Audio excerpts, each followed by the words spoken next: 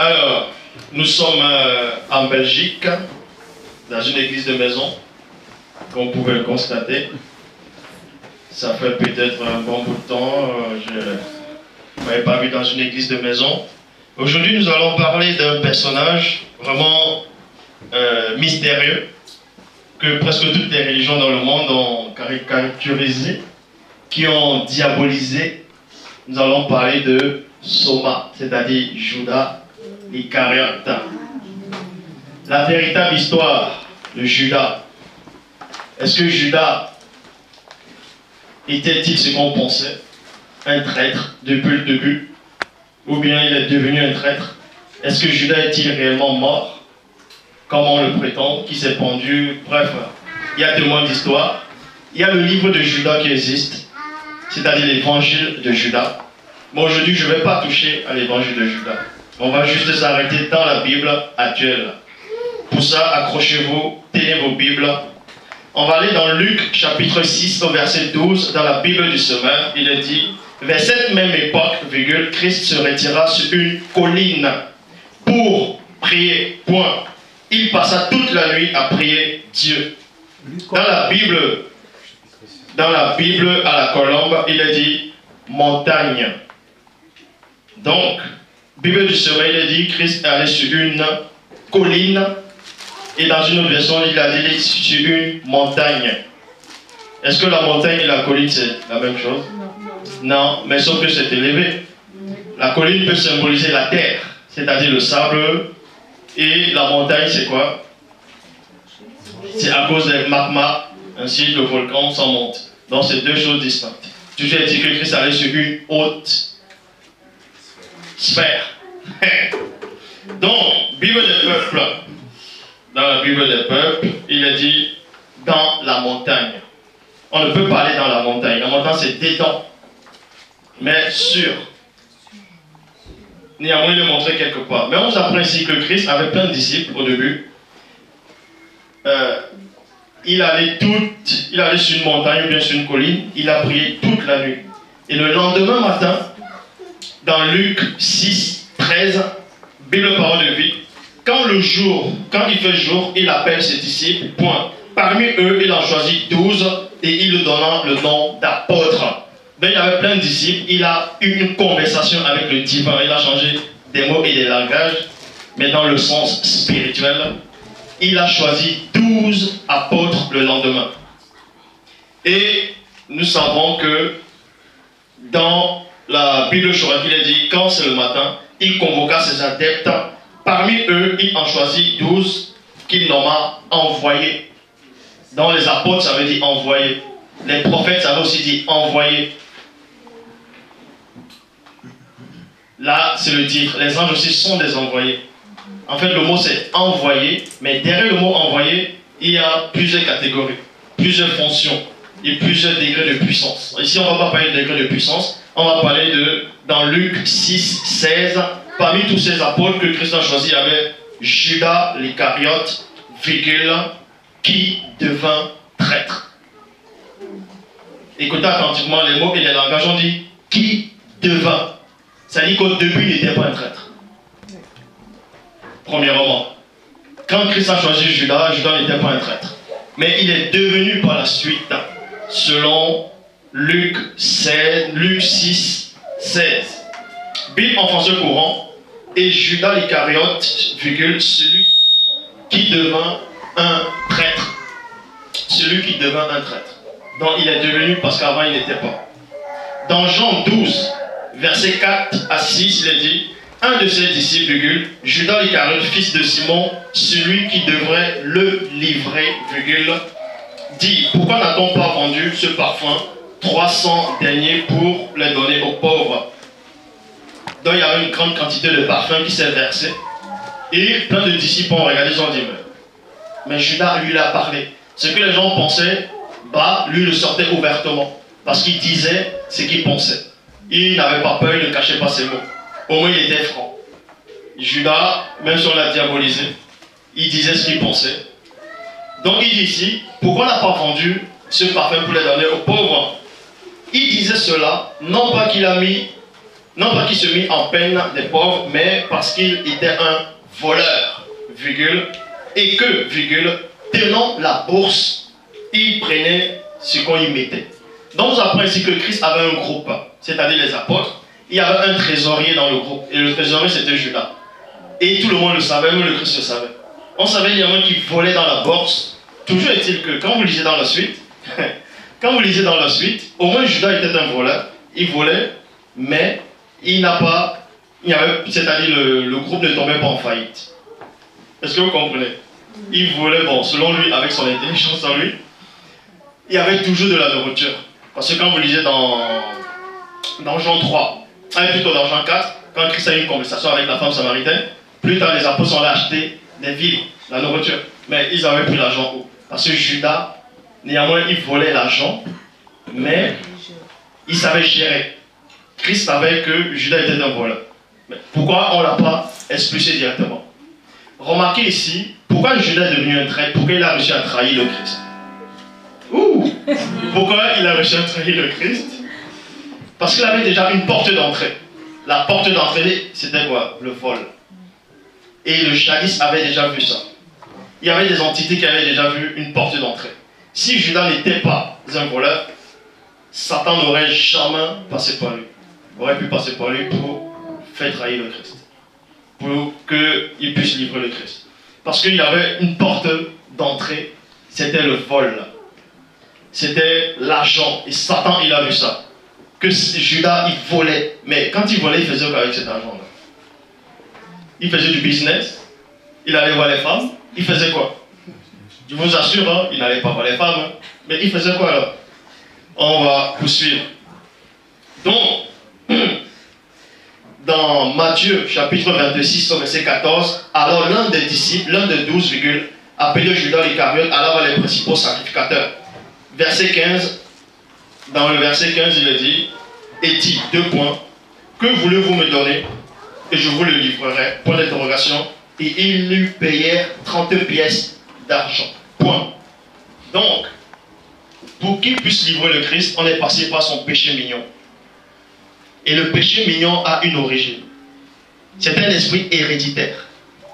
Est-ce que vous comprenez? On va aller à l'origine.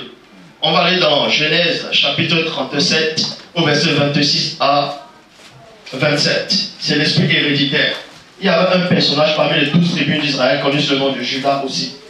Et c'est par là qu'il y a eu l'esprit héréditaire. C'est par là où il y a eu la porte. Alors, dans Genèse 37, verset 26 à 27, alors Judas dit à ses frères, que gagnerons-nous à tuer notre frère et en cacher son sang? Venez, vendons-le aux Ismaélites plutôt, et ne mettons pas la main sur lui, car il est notre frère, notre sang, point, et ses frères l'écoutèrent. On vous montre déjà que le premier Judas, dans les 12 tribus d'Israël, lui aussi, il avait déjà vendu, il voulait vendre son frère, donc trahir, livrer son frère pour de l'argent. Parce qu'il avait porté ce nom de Judas de Soma, ce nom-là avait déjà été souillé par rapport à l'argent, par rapport à la trahison, par rapport à livrer un personnage, quelqu'un. Et ce nom est allé directement, l'esprit héréditaire passé par ce nom pour atteindre Judas l'Iscariote. Voilà comment ça se passe. C'est pour ça que dans la famille, quand vous avez des maladies, des choses, sont des esprits héréditaires. On appelle aussi ça des esprits familiers, si vous voulez. Ça, c'était les esprits familiers du monde occulte. Donc, Judas n'avait pas voulu, en tout cas ce Judas-là, des patriarches, n'avait pas voulu tuer, il n'avait pas voulu qu'on tue Goliath à son petit frère. Il a juste voulu le vendre, selon la Bible actuelle. Et Judas l'Iscariote ne voulait pas qu'on tue le Christ, si vous ne savez pas. Mais il y a des passages qui le démontrent. Donc Judas l'Iscariote voulait juste le vendre, mais il ne voulait pas qu'on tue le Christ. C'était pas ça dans son plan. Dans Jean chapitre 13 au verset 3, pendant le souper, lorsque Satan avait déjà inspiré au cœur de Judas l'Iscariote, fils de Simon, le dessein de le livrer, donc Satan a vu la porte d'entrée, c'était l'argent, c'était maman qui était derrière. Et maman va voir Satan et dit, Lui, je l'ai vu, il y a une porte d'entrée. Mais sauf que Judas n'est pas n'importe qui. Judas, ce disciple-là, il a compris ce que les autres n'ont pas compris. C'est pour ça que lui, en tant que maman, ne peut pas entrer directement. Aucun ange déchu ne pouvait atteindre Judas. Il a fallu que c'est Satan lui-même qui aille vers Judas. Est-ce que vous comprenez la révélation? Paul de Tars a été combattu par un ange déchu. Judas, lui, c'est pas Satan directement. C'est-à-dire que Judas était terriblement puissant. Il avait compris des choses que les autres disciples ne savaient pas. Je n'ai pas besoin d'aller dans l'évangile de Judas pour le dire, mais vous allez comprendre. Judas était terriblement avancé. Mais l'argent, parce qu'il était déjà un trésorier, il savait, il connaissait le pognon. Selon ce que vous dites ici, le pognon, le combo, d'autres disent la thune, d'autres disent le blé, d'autres disent quoi. Donc Judas maîtrisait tout ça. Il savait compter, il savait. Mais c'était ça, c'était ça quoi? Son péché mignon. Et Satan lui-même, avant sa chute, était couvert de toute espèce de pierres précieuses. Donc il connaissait la richesse. C'est là qu'il a fallu que Satan lui-même aille posséder Judas. Parce que quand on parle dans Ézéchiel 28, 13, tu étais couvert de toute espèce de pierres précieuses, de Satan, de topaz, de diamants, de chrysolite, d'onyx, de saphir, d'or. On ne parle pas d'argent là-dedans. Il lui manquait quelque chose à Satan, c'était l'argent. Et Judas, il y avait cette porte-là, donc Satan devait aller se compléter. Ah, bon. C'est que le début. Donc, pendant le souper, Satan avait déjà inspiré Judas. Il avait inspiré. Donc, va le livrer. Et on va te donner beaucoup d'argent. Jean 13, verset 7 à 11, il est dit, Christ lui répond, 2 points, ce que tu fais, ce que je fais plutôt, ce que je fais, tu ne le comprends pas maintenant, mais tu le comprendras bientôt. Là, c'était pendant le souper, Christ s'est levé, il a enlevé ses habits, il a commencé à vouloir laver les pieds à ses apôtres, à vouloir les laver. Et là, il ne comprenait pas. Là, il disait, mais qu'est-ce que tu fais là? Moi, je ne veux pas. Christ dit, en gros, ce que je suis en train de faire, tu ne peux pas le comprendre pour l'instant. Bible parole, et en plus il dit, Pierre lui dit, c'est-à-dire là, lui dit, non, jamais tu me laveras les pieds. Christ lui répondit, si je ne te lave pas les pieds, virgule, tu n'auras point de part avec moi. Remarquez que plus tard, on a néanmoins lavé aussi Judas. On va aller tout doucement. On va aller tout doucement. On va aller tout doucement. Christ dit, si je ne te lave pas les pieds, tu n'auras aucune part avec moi. Remarquez que Judas l'a aussi lavé. La part que, cette part-là, Christ parlait de quoi? On va poursuivre. Jean chapitre 13, verset 9 à 11. Simon Pierre lui dit, Seigneur, non seulement les pieds, mais encore les mains et la tête. Christ lui dit 2 points. Celui qui est lavé n'a besoin que de laver les pieds pour être entièrement pur. Et vous êtes purs. Et vous êtes purs, virgule, mais pas tous. Mais pas tous. Point. Car il connaissait celui qui le livrait. C'est pourquoi il dit, vous n'êtes pas tous purs. Jean 13, 8 ans, Bible parole de vie. Là, il lui dit, non, tu ne me laveras jamais les pieds. Christ lui dit, si je ne te lave pas les pieds, tu ne peux pas être avec moi. Là, c'est une autre version. Tu ne peux pas être avec moi. Mais être où? Il y a plusieurs demeures dans la maison de mon père. J'aimerais vous préparer une place. Tu ne peux pas être avec moi si je ne te lave pas. Judas était un traître, certes, mais on l'a lavé. Est-ce que vous comprenez ce que je veux dire? On va aller tout doucement. Traduction Abbé Riletta. Fais au plus tôt. Non, dans Jean chapitre 13, verset 27, Bible parole de vie. Et lui, dans le français, pour elle dit, dès que Judas eut pris le morceau, Satan entra en lui. Point. Satan entra en lui. Christ lui dit, ce que tu as à faire, virgule, fais-le vite. Est-ce que vous comprenez ce que ça veut dire? Quand Satan a failli posséder, d'aller intellectuellement en disant, Seigneur, je ne veux pas que tu périsses, Christ se retourne et dit, arrête de moi Satan. Il n'a pas dit arrête de moi d'aller. Mais ici, à Judas, il dit, ce que tu as fait, fais-le vite. Il a attendu que Satan entre. Christ s'adressait à qui là? Ah, c'est écrit qu'il s'adressait à Judas. Mais vous allez comprendre. Ce que tu as fait, fais-le vite. Tradition avec Rilette, il a dit, fais au plus tôt ce que tu as à faire. Ça veut dire qu'il y a un moment où il devait le faire. Mais Christ a accéléré. Il a dit, fais-le vite. Et personne dans la pièce n'a compris. Parce qu'il y avait un code entre les deux. Je sais que cette vidéo ça va déranger beaucoup de gens sur YouTube, dans le monde. Christ savait qu'il disait à Judas, fais-le vite. Jean chapitre 13 au verset 29, car quelques-uns pensaient que, virgule, comme Judas avait la bourse, Christ voulait lui dire, achète ce dont nous en avons besoin pour la fête, ou qu'il lui commandait de donner quelque chose aux pauvres. Eux, c'est ce qu'ils ont compris. Judas, lui, il était là, il y avait une autre conversation dans la pièce. Satan écoutait. Mais Christ a s'adressé à Judas. Christ a vu quelque chose dans Judas que Satan n'a pas vu quand Satan a possédé Judas. Mais Christ a vu quelque chose. C'est pour ça qu'il dit, fais ce que tu as fait vite. Fais-le vite. Mais si tu le fais à ton temps, là, tu vas être perdu. Mais fais-le quand moi je te dis de le faire. Et là, vous allez comprendre. Bon, on va à la source. On va encore à la source. Judas, on avait déjà prophétisé sur lui. Tout ce qui s'est passé, c'était une prophétie. Et vous allez comprendre que derrière la prophétie se cache une vérité. Pas une vérité, la vérité. Dans Zacharie, chapitre 11, verset 12, Bible 2 21, il dit, je l'ai dit, 2 points. Si vous le trouvez bon, donnez-moi mon salaire. Sinon, ne me le donnez pas. Alors, ils ont pesé pour mon salaire 30 pièces d'argent. 30 pièces d'argent. Là, c'est dans l'Ancien Testament, Zacharie. C'est ça, c'est une prophétie. Et on sait que Judas, on l'a donné 30 pièces d'argent. Là, on prophétisait là sur Judas.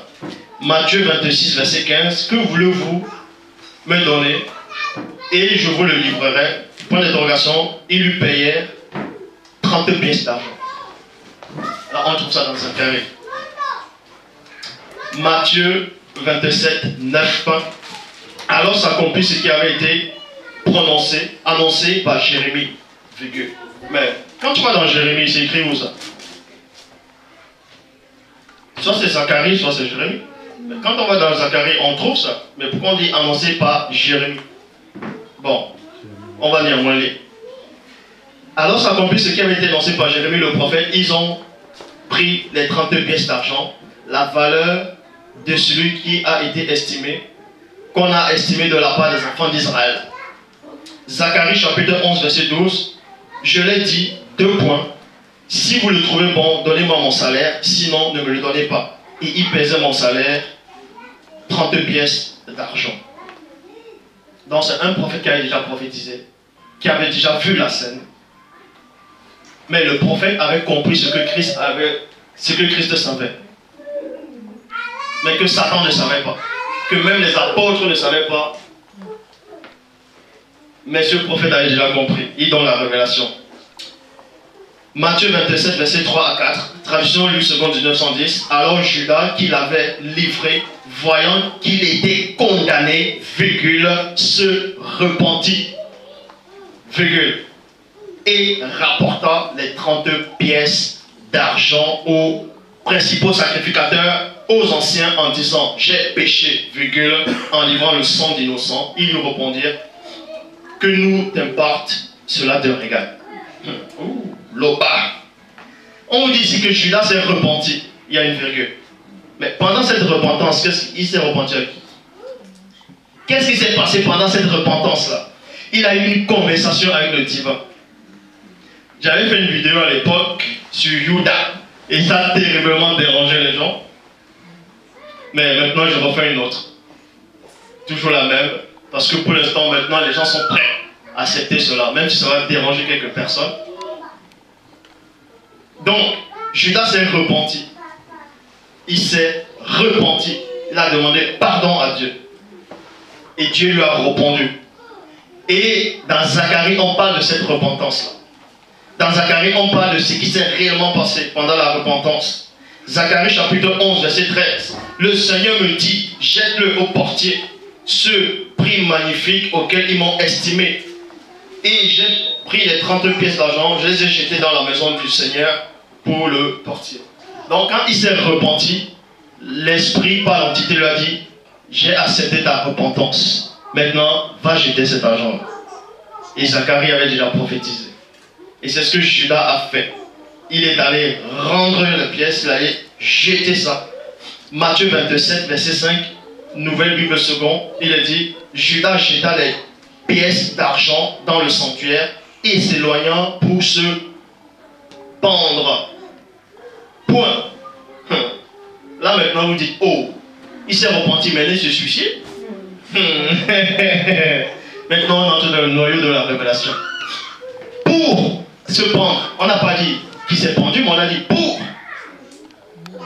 Mais dans la Bible austère, il est dit, alors après avoir jeté les 30 pièces d'argent dans le temple, il se retira et alla, et s'est allé, non plutôt, et s'en était allé, virgule, il s'étrangla. Il s'étrangla, point. Bon, on va maintenant voir si Judas s'est réellement suicidé. Si c'est vraiment pendu. Je ne sors pas de la Bible, je reste toujours dans la Bible.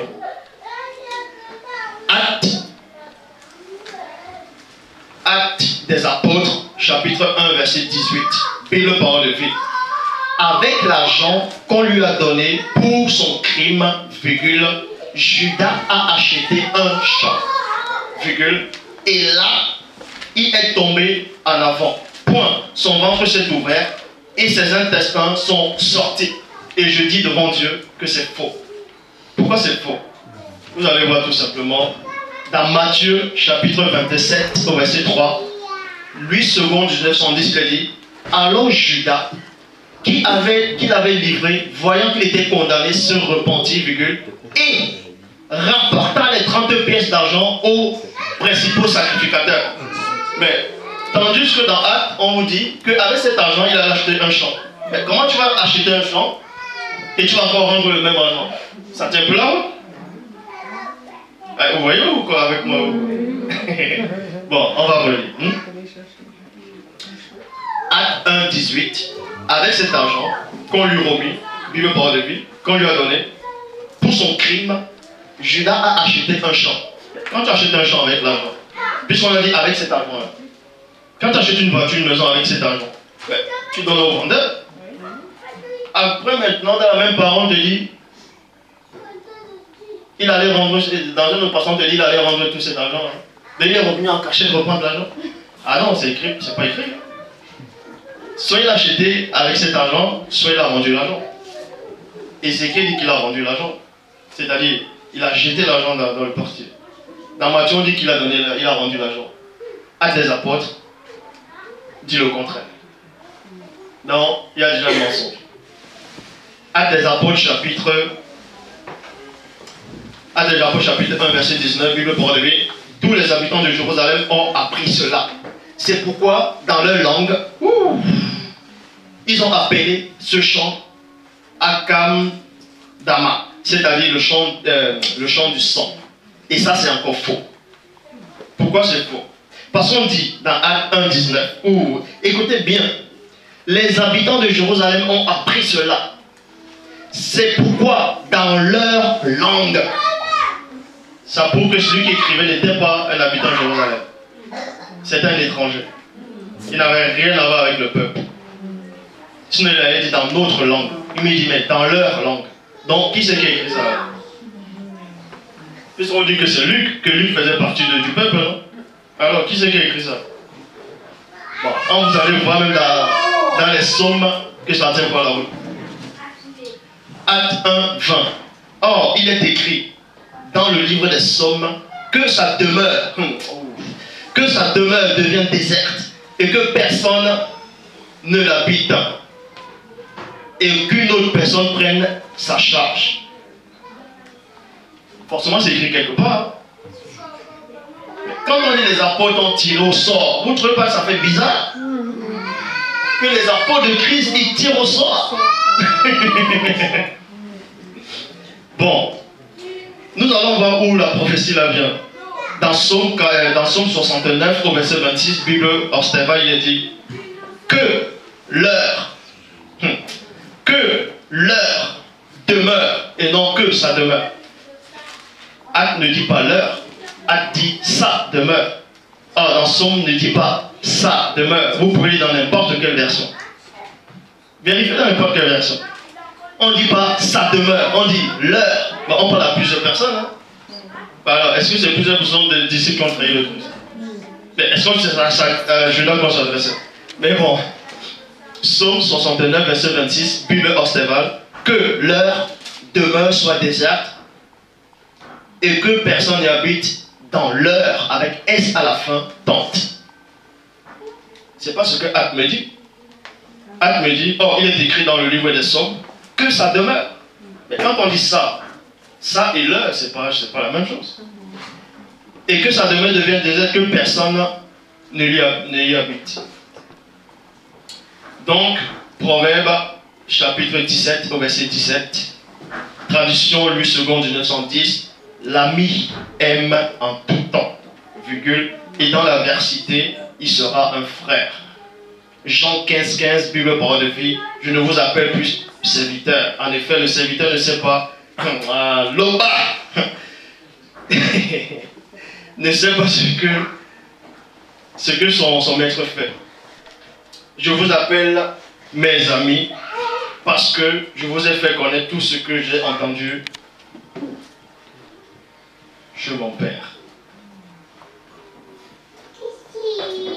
Christ a dit à ses apôtres, je vous appelle plus les serviteurs, je vous appelle maintenant mes amis. Quand Christ a dit ça à ses apôtres, Judas n'était pas là. Vous pouvez vérifier. Judas n'était pas là quand Christ a dit ça à ses apôtres. Puisque Judas était déjà parti, c'était pendant le souper. Puisque quand on avait lavé les pieds, tout ça, on a dit, fais ce que tu as fait, il est parti. Et plus tard, Christ a parlé avec eux, il a dit, vous êtes plus à cause de la parole que je vous ai annoncée. Et plus tard, il a dit, je vous appelle plus mes serviteurs.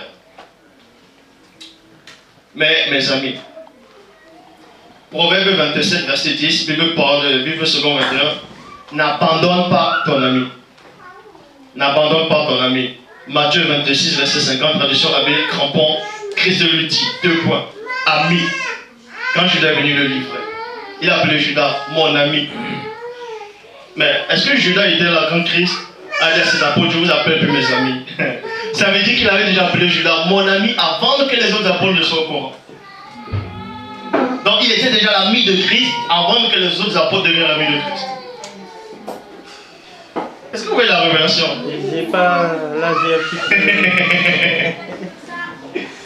J'ai perdu, excusez-moi. Bon, j'ai un petit peu perdu. Je recommence. Dans Jean 15, 15, pendant le repas, Judas n'était plus. C'est-à-dire, quand on a lavé Judas plus tard, Judas est parti.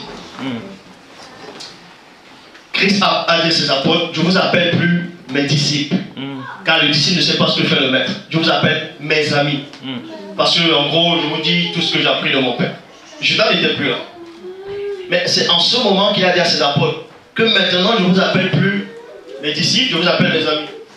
Or, quand Judas est venu livrer le Christ, Christ lui a dit, mon ami. C'est-à-dire que Judas était déjà considéré comme l'ami de Christ avant que les apôtres ne soient considérés. Les autres apôtres. Oh, okay. C'est-à-dire qu'il y avait déjà quelque chose que Judas connaissait que les autres ne savaient pas. Vous voyez, je n'ai pas besoin d'aller dans le livre de Judas, dans la leçon. Matthieu 26, verset 50, traduction avec Crampon. Christ lui dit, 2 points, ami, virgule, tu es là pour cela. Ça change tout, hein? Tu es là pour cela. Ça fait bizarre, hein? Matthieu 26, 50, traduction avec Crampon. Christ lui dit, ami, virgule, tu es là pour cela. Alors il s'avançait, mit la main sur Christ et le saisit. Jude 11. Bible des peuples, malheur à eux. ils ont pris le chemin de Caïn. Ils se sont égarés comme Balaam pour une question d'argent. Et ils se sont révoltés pour leur perte comme Corée. La révolte de Corée, c'est avec Boussi. Balaam, on connaissait l'histoire de Balaam, selon la Bible actuelle, et on connaît l'histoire de Caïn. Pourquoi le nom de Judas n'apparaît pas là?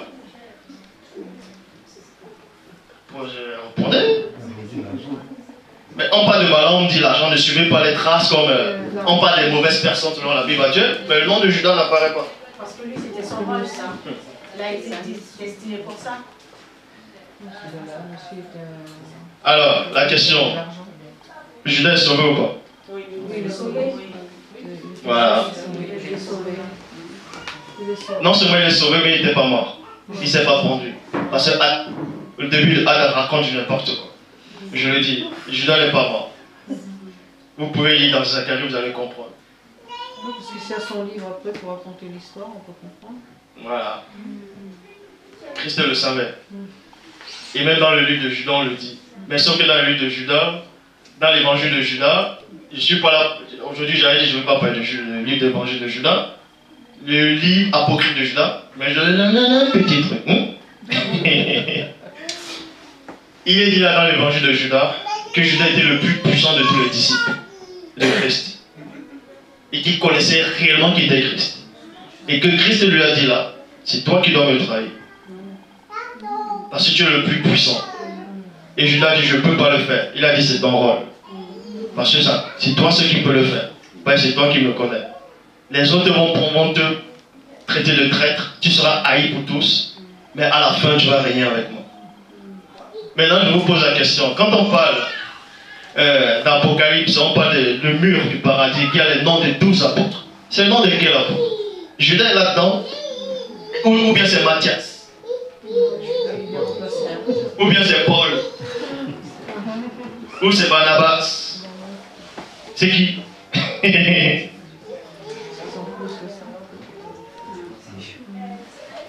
Comment on fait pour que tout ça reste dans notre tête? D'où l'expression prends ton attirail et joue le rôle d'un insensé. Ouais. Donc, voici la véritable histoire de Soma.